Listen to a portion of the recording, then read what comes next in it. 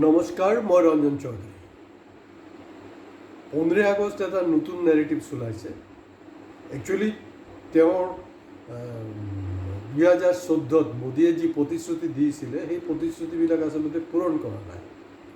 তো সেইবিলাক লৈ যেতিয়া যোনে প্ৰশ্ন উত্থাপিত কৰিছে, কোনোবাই যদি আন্দোলনো কৰিছে, সেইটোক লৈ তেওঁ খুব বিপাঙত পৰিছে। আৰু বিশেষকৈ যোৱা যে জেনজিৰ যি আন্দোলন, এই জেনজিৰ আন্দোলনত কিন্তু তেওঁৰ দিমাগ বেয়া কৰি দিছে। সেইকাৰণে দিমাগ বেয়া কৰিছে বুলিহে তেওঁ এই শব্দটো প্ৰয়োগ কৰিলে যে দিমাগী নক্সাল। ইয়াৰ আগত আমি কি শুনিছোঁ? টুকৰে টুকৰে গেং। যেতিয়া আপুনি একো নাপাব তেতিয়া টুকৰে টুকৰে গেং, আৰবান নক্সাল, আৰু শেহতীয়াকৈ তেওঁ কৈছে দিমাগী নক্সাল। এতিয়া মই দিমাগী নক্সাল হয় না কি হয় সেইটো আপোনালোকে ঠিক কৰিব। মই নকওঁ, সেইটো মোদীয়ে জানে, সেইটো হিমন্তই জানে, ৰাইজে জানে মই কি কৰি আছোঁ, কি নাই কৰা। হয়, ডিফাৰেঞ্চ এটা আছে মোৰ লগত বেলেগবিলাকৰ। মই লিখা মেলা কৰোঁ, প্ৰবন্ধ লিখোঁ। এতিয়া নিলিখা হৈছোঁ চকুৰ সমস্যাৰ কাৰণে। এতিয়া ইউটিউবত কথা পাতি আছোঁ, মোক নিজৰ কথাখিনি মই ব্যক্ত কৰি আছোঁ। আৰু হয়, এই 7 ভনীৰ ওপৰত যোনটো লাষ্ট মই এপিছ'ড কৰিছোঁ, কোনোবাই যদি চোৱা নাই তাত চাব, মোৰ যে ফিল্ডত এটা সংগ্ৰামী ইতিহাস আছে তাৰ এটা সৰু আভাস পাব। কাৰণ গোটেই ইতিহাসটো বৰ ডাঙৰ। আৰু আমিতো দেখিছোঁ হেৰিও নাই, কি বুলি কয়, যিকেইটা কোনো ইতিহাস নাই, কোনো এচিভমেণ্ট নাই, এনেই তেনেকুৱা প্ৰডাক্টটো অসমত আছে দেই। এইটো দিমাগী নক্সাল নহয়, এইটো হ'লগৈ আনৰ দিমাগ বেয়া কৰাৰ নিচিনা নক্সাল। কথা বতৰা বিপ্লৱী। আৰু বানপানী লৈ দেখিছে নহয়, পূৰা বেলেগৰ দিমাগ বেয়া কৰি দিছে। নিজৰটো কিন্তু ঠিকেই থৈছে, নিজৰটো ঠিক থৈ দিছে, কিন্তু এই কাৰবাৰবিলাক তেওঁ কৰি আছে। বহুত আগত একজন বেলেগ ষ্টেটৰ টপ আইবিৰ তেওঁ মোক এটা হিণ্টছ দিছিলে আমাৰ অখিল গগৈ সম্পৰ্কে, যে তেওঁ নক্সাল, মাওবাদী এইবিলাক লিংক আছে। তো মই তেখেতক কৈছিলোঁ যে মোৰতো লগা নাই, কাৰণটো কি? অৱশ্যে আপুনি ইমান ডাঙৰ পষ্টত আছে ইণ্টেলিজেঞ্চ ডিপাৰ্টমেণ্টৰ, তো ডেফিনেটলি আপুনি গম পাব। মই তেখেতক কৈছিলোঁ যে নাই, সাধাৰণতে মাওবাদী তেওঁলোকৰ যোনটো ট্ৰেণ্ড, লেফটিষ্টবিলাকৰ যোনটো ট্ৰেণ্ড, তেওঁলোকে ৰঙা ঝেণ্ডা লয়, কিন্তু সিটো ৰঙা ঝেণ্ডা লোৱা নাই, সিটো বেলেগ ইউজ কৰি আছে। তেতিয়া তেখেতে ক'লে যে নাই, এইটো খেলটো বেলেগ। কাৰণ বিফ'ৰ 80s মুভমেণ্ট অসমত একদম দপদপীয়া আছিলে, আমাৰ দপদপাই আছিলে এই বাওঁপন্থী আন্দোলনটো। তো অসম আন্দোলনত তেওঁলোকে অলপ ডিটাষ্ট হৈ গ'ল। ঘটনা যি নহওক বাৰু, তেওঁলোক ঠিকেই আছে, কিন্তু উগ্ৰ জাতীয়তাবাদী তেওঁলোকে অলপ ডিটাষ্ট কৰি দিলে। সেইটো কাৰণে অসমৰ জাতীয়তাবাদীৰ লগত খাপ খোৱাৰ কাৰণে তেওঁ ৰঙা ঝেণ্ডা ইউজ কৰা নাই। খেলটো সেইটোৱে, বাকী কিন্তু এণ্ড অফ দি ডে সেইটোৱে। এতিয়াতো তেওঁ এইবিলাক কোনো হেৰিয়ে নহয়, দিমাগী নক্সাল নহয়, আনৰ দিমাগ বেয়া কৰাৰ কাম তেওঁ কৰি আছে। আৰু আপোনালোকে মিছাকৈ তেওঁৰ দিমাগত চলি আছে, সেইটো নচলিব। সেইটো মই বাৰে প্ৰতি কৈ আছোঁ। হয়, অপজিশ্যনে এটা ভুল কৰিছে দিমাগী নক্সাল কোৱাৰ লগে লগে, এইটো বহুত ডাঙৰ ব্লাণ্ডাৰ। তেওঁ মোদীক কি বুলি ভাবে? ই বেপাৰী হয়, গুজৰাটী হয়, জানে কোনটো দিলে অপজিশ্যনে খাব। মই চিদাম্বৰমত কিন্তু বহুত ভাল কূটনীতিৰ হেৰি জানিছিলোঁ, কিন্তু তেওঁ এটা বহুত ডাঙৰ ব্লাণ্ডাৰ কৰিলে। এই বস্তুটো তেওঁ লৈ ল'লে, যে তেওঁ চিদাম্বৰমে ক'লে যে yes, I am proud to be a দিমাগী নক্সাল। এইটো ৰং কনচেপ্ট আচলতে। তাক পাত্তাই দিব নালাগে, সি পাগল হয়, ফাল্টু মানুহ হয়, তাক কোনো পাত্তা দিব নালাগিছিলে।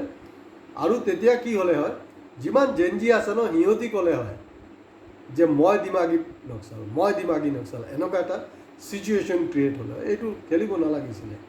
এতিয়া ৰাহুল গান্ধী যোনটো ট্ৰেকত গৈ আছে, ই ইজ ইন ৰাইট ট্ৰেক। আৰু সেইটো এনেকুৱা এটা অনুভৱ হৈছে যে গান্ধী পৰিয়ালৰ যে দিমাগ, সেই দিমাগটো কিন্তু কমচে কম 25-30% তেওঁ লগাইছে। আৰু এতিয়া চাব, মহাৰাষ্ট্ৰ বা বিভিন্ন ৰাজ্যত একদম তোলপাৰ লগাই দিছে।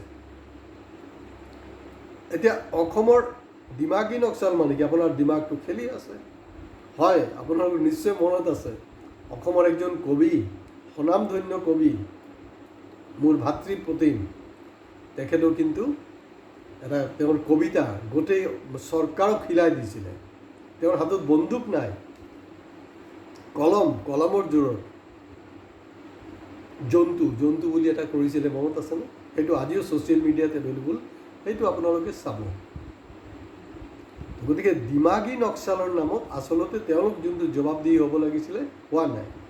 মই আপোনালোকক কওঁ, বহুত আগৰ পৰা কৈ আছে যে এইবিলাক এই যে স্কিল ইণ্ডিয়া, ষ্টাৰ্টআপ ইণ্ডিয়া আৰু কিবা কিবি যে কৰি আছিলে নহয়, টোটাল মানে ফ্লপ, ছুপাৰ ডুপাৰ ফ্লপ। এইবিলাক মানে চুতীয়া বনায়, চিধা একদম। যদি মই অসমীয়াত ক'বলৈ যাওঁ, কাৰণ বাকী লেংগুৱেজটো আপোনালোকে বুজি নাপাব, বুৰ্বক বনাই আছে আপোনালোকে।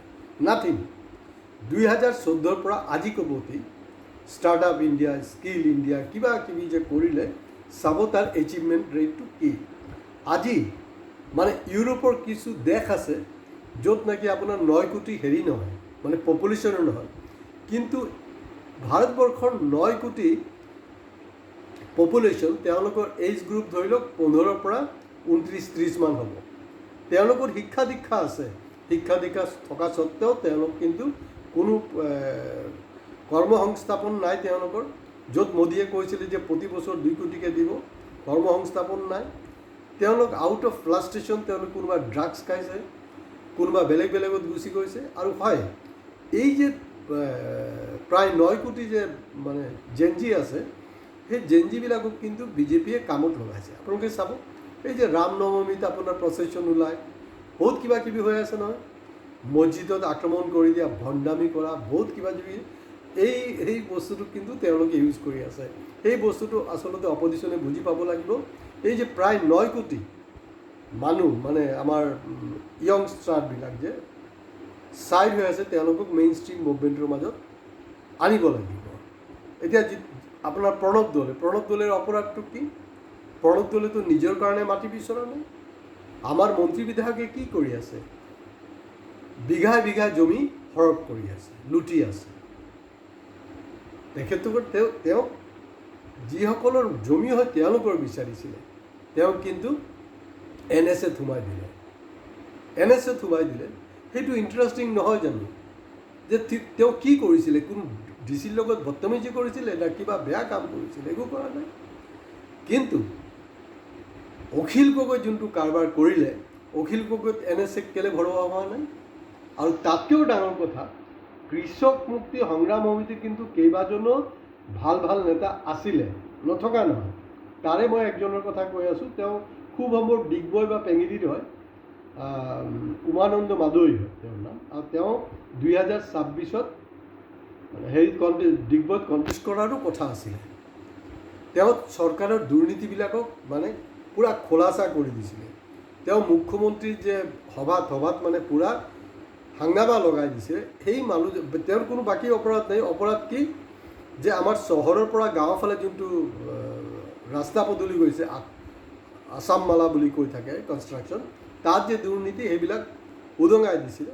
তাৰ কাৰণে তাৰ ওপৰত NSA প্ৰয়োগ কৰা হ'ল। আৰু 1 বছৰতকৈ অধিক কাল থকাৰ পিছত তেওঁ দোষমুক্ত, কাৰণ দোষমুক্ত, তেওঁ কোনো দোষ কৰা নাছিলে। কিন্তু অখিল গগৈতে এটাৰ পিছত এটা কৰি আছে। FIR নহয়, বিজেপিৰ মানুহবিলাকে FIR কেলৈ কৰি আছে? হিমন্তৰ যদি হিম্মত আছে, তেতিয়াহ'লে NSAটো লগাব লাগিছিলে তাৰ ওপৰত। এই যে বদমাচিবিলাক কৰি আছে, তো গতিকে NSA কাৰ ওপৰত লগাব? কাক দিমাগি কৰি আছে? যোনে গোটেই সমাজখনক মানে কনচাছ কৰাই আছে। আৰু দেখা গ'ল যে কক্ৰোচ জনতা পাৰ্টিৰ যি আন্দোলন, মানে ৰাজস্থানত তেওঁলোকে বাধাগ্ৰস্ত হ'ল, তেওঁলোকৰ লগত মাৰপিট হ'ল, বহুত কিবা কিবি হ'ল। কিন্তু এজ এ ৰিজাল্ট কাম কি হ'ল জানেন?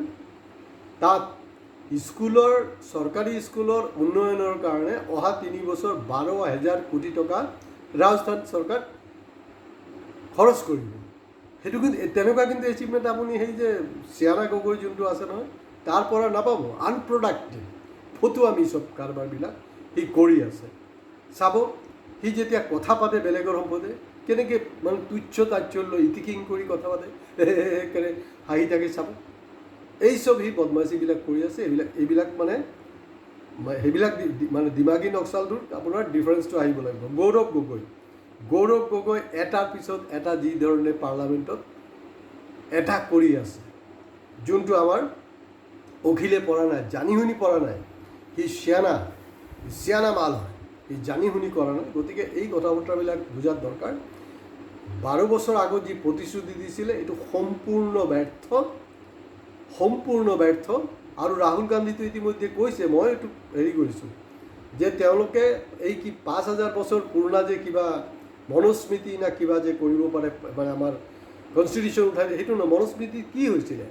মনুস্মৃতিত আপোনাৰ যে বিশেষকৈ যে ছোৱালীবিলাক আছে, ছোৱালীবিলাক শিক্ষা দীক্ষা চাকৰিৰ পৰা বঞ্চিত হ'ব। আৰু যদি মনুস্মৃতিটো ভালেই আছিলে তেতিয়াতো আপোনাৰ মহিলা ৰিজাৰ্ভেশ্যন বিলৰ দৰকাৰেই নাছিলে। যোৱা 5000 বছৰততো আমাৰ ভাৰতবৰ্ষৰ মহিলা বহুতখিনি উন্নত কৰিলে হয়। তো গতিকে কথাবিলাকৰ অলপ গভীৰলৈ যাব। আৰু নীলিম কোমৰাৰ দৰে মানুহ, তেওঁ ৰাজপথলৈ ওলাই যোৱা নাই, তেওঁ কলমৰে যিবিলাক ফালি আছে চৰকাৰত সেইবিলাকক আপোনালোকে অনুসৰণ কৰিব। আজি ইয়াতে শেষ কৰিছোঁ। আপোনালোকে ভিডিঅ' লাইক, শ্বেয়াৰ, কমেণ্টছৰ লগত প্লিজ ছাবস্ক্ৰাইব কৰিবলৈ নাপাহৰে।